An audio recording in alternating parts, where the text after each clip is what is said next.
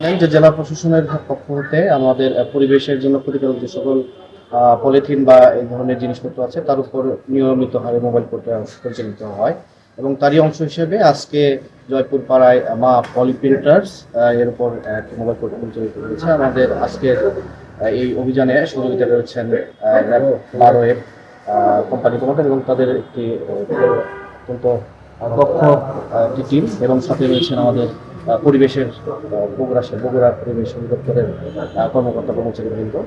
এবং আমরা এখানে এসে যেটা দেখতে পেয়েছি যে এখানে একটি কারখানা আছে যারা পরিবেশের জন্য নিষিদ্ধ যে সকল পলিথিন সেই পলিথিন নির্ধারণ করছে। আমরা এখানে এসে 1600 কেজি পলিথিন জব্দ করেছি এবং 50,000 টাকা তাদেরকে অর্থদণ্ড প্রদান করা হয়েছে।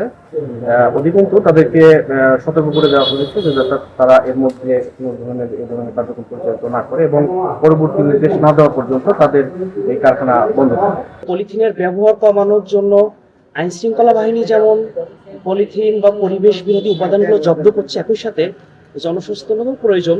আমরা সকলকে অনুরোধ করব পরিবেশের ক্ষতিকর কোনো দ্রব্য ব্যবহার না করার জন্য।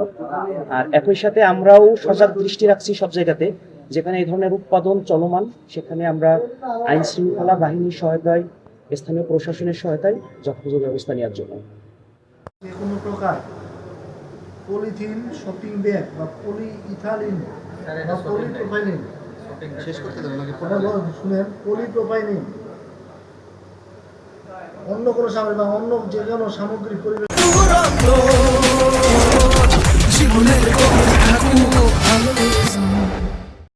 বাণিজ্যিক উদ্দেশ্যে পরিবহন, বাণিজ্যিক উদ্দেশ্যে ব্যবহার সম্পূর্ণভাবে বন্ধ করিবার নির্ধারিত সত্তাধীনে এই সকল কার্যক্রম পরিচালনা ও ব্যবস্থাপনার বিষয়ে নির্দেশনা জারি করিতে পারিবে। উক্ত নির্দেশনা পালনের সংশ্লিষ্ট সকল ব্যক্তি বাধ্য থাকিবে।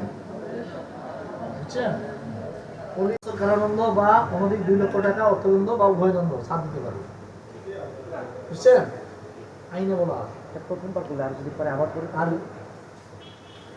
পরবর্তী প্রতিটি অপরাধের ক্ষেত্রে অনূন্য 2 বছর, অনধিক 10 বছর কারাদণ্ড বা উভয়দণ্ড, অনধিক 10 লক্ষ টাকা জরিমানা।